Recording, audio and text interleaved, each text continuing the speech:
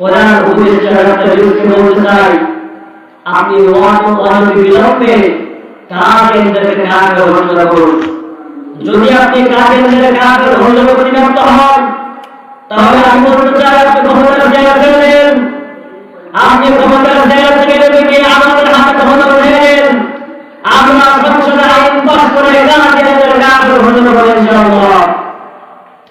কারণ যারা আমার কলিজার নবুয়তের দিকে হাত বাড়ানোর চেষ্টা করবে, যারা আল্লাহকে নিয়ে কটূক্তি করবে, কোরআন হাদিসকে নিয়ে দৃষ্টান্তমূলক অন্যায় অপবাদ্য কথা বলবে, আমরা বাংলাদেশের সপ্তম দেশ, আমার এই দেশে শতকরা ৯৯ মুসলমান, আমার দেশের ৩ লক্ষ মুসলিমের সবার জন্য আদান হয়, আমার মসজিদের ৩ লক্ষ মুসলিমের ৩ লক্ষ ইমাম সাহেব, ৩ লক্ষ মুয়াজ্জিন আছে, লক্ষ লক্ষ মুসল্লি আছে, সকলকে নিয়ে আমরা আন্দোলন করে কাফেরদেরকে কাফের ঘোষণা করতে বাধ্য হব ইনশাআল্লাহ। আল্লাহ রাসূল হাদিসের ভিতরে কিয়ামতের আলামতের ভিতরে একটা আলামতের কথা বলছেন যে আমি মৃত্যুবরণ করার পর কিয়ামতের আগ পর্যন্ত কমপক্ষে ৩০ জন ব্যক্তি মিথ্যা নবুয়তের দাবি করবে। আপনারা আশ্চর্য হয়ে যাবেন, ৩০ জনের ভিতরে অলরেডি ২৮ জন শেষ হয়ে গেছে, বাকি আছে মাত্র ২ জন। এই ২৮ জনের সর্বশেষ যে ব্যক্তি ছিল তার নাম ছিল গোলাম আহমদ কাদিয়ানী। উনি কোরআনুল কারীমের সূরা সফের এই ৬ নম্বর আয়াতের উপরে ভিত্তি করে নবুয়তের দাবি করেছিলেন। দেখুন এই আয়াতের ভিতরে আল্লাহ রাব্বুল আলামিন কি বলেন, ওয়াইদ ক্বালা ঈসা ইবনে মারইয়াম, স্মরণ করো হে মারইয়ামের পুত্র ঈসা, ইয়া বানি ইসরাঈলা ইন্নী রাসূলুল্লাহ ইলাইকুম। ঈসা আলাইহিস সালাম বললেন, হে বনি ইসরাঈলা, আমি আল্লাহ তাআলার পক্ষ থেকে প্রেরিত রাসূল।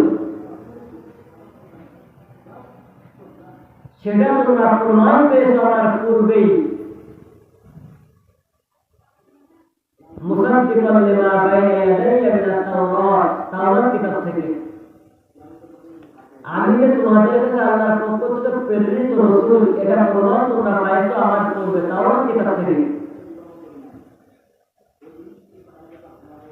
وإذ قال عيسى ابن مريم يا بني إسرائيل إني رسول الله إليكم مصدقا لما بين يدي من التوراة ومبشرا برسول। আল্লাহ মুবাশশিরান বিরাসূল, ঈসা আলাইহিস সালাম ফিরে বলছিল আমি হচ্ছে সুসংবাদদাতা একজন রাসূলের। সেই রাসূলকে ইয়াতি মিন বা'দ ইসমুহু আহমদ, সেই রাসূলের নাম হলো আহমদ।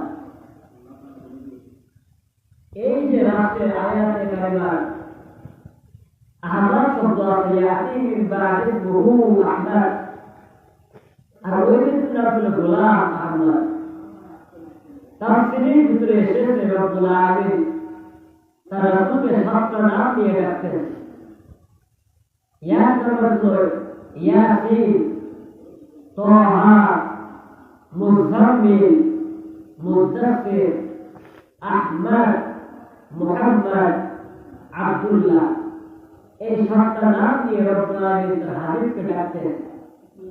আমরা গত ৩ জন আগে আলোচনা করছিলাম, নাকি ৪ জন আগে আলোচনা করছিলাম সূরা মুদাসসির থেকে, যে সময় সর্বপ্রথম কোরআন নাযিল হয়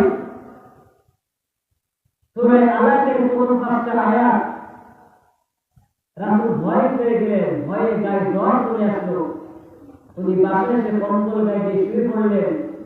আল্লাহ বললেন, ইয়া আইয়ুহাল মুদাসসির, হে কম্বলওয়ালা।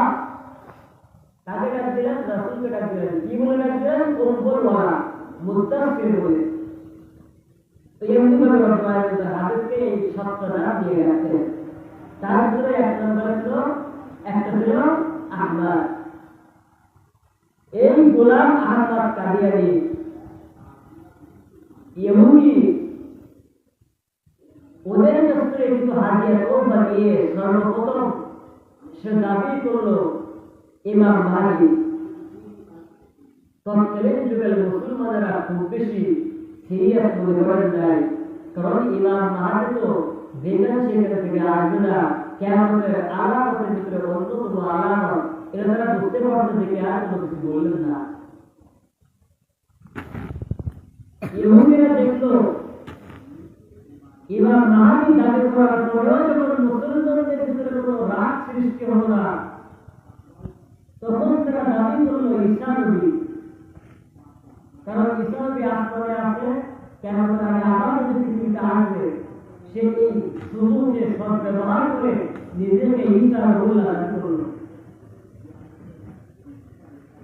ঈসা নবী যখন দাবি করলো, তখনও তৎকালীন যুগের মুসলমানরা খুব বেশি রাগান্বিত হলো না, তার বিরুদ্ধে আন্দোলন করলো না, তারা চুপচাপ সহ্য করলো। ইহুদিদের দালাল গোলাম আহমদ কাদিয়ানী যখন দেখলো ইমাম মাহাদি দাবি করার পরেও মুসলমানদের ভিতরে রক্ত তেজ ধরল না, ঈসা নবী দাবি করার পরেও তাদের ভিতরে রাগ জন্মালো না, এই সরলতার সুযোগ নিয়ে এবার সে মিথ্যা নবুয়তের দাবি করে যে আমি ভাইয়া নবী, আমি আব্দুল্লাহ ইবনে মুহাম্মদ, আমি আখির জামানার নবী মুহাম্মদ সাল্লাল্লাহু আলাইহি ওয়াসাল্লাম। নাউযুবিল্লাহ। এবার মুসলমানরা চুপ করে থাকলো না, তার বিরুদ্ধে আন্দোলন শুরু করলো। ওই যুগের একজন আলেম ছিল, নাম ছিল আতাউল্লাহ শাহ বুখারী রাহমাতুল্লাহ আলাইহি। এই আতাউল্লাহ শাহ বুখারী তারা ডাক দিলেন, তুমি যে নবুয়তের দাবি করতে প্রমাণ কোথায়? এটা বিশ্বাস করি না, কিন্তু তুমি তো দাবি করলে, কিসের ভিত্তিতে দাবি করলে? সেদিন গোলাম আহমদ কাদিয়ানী এই কুলাঙ্গার জানোয়ার বলছিল, আমার সম্পর্কিত কোরআনের আয়াত আছে, কোথায় আছে? ইয়াতি মিন বাদি মুহাম্মদ।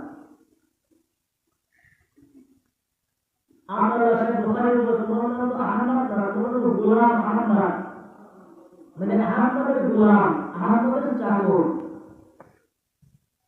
উনি বলল গোলাম শব্দ মানে লকব, এটা হলো স্টাইল, এটা দিয়ে সমস্যা হয়, মানে শব্দ বাদ দিয়ে দিলাম, তাহলে আপনাকে আর কোনো আপত্তি থাকে না।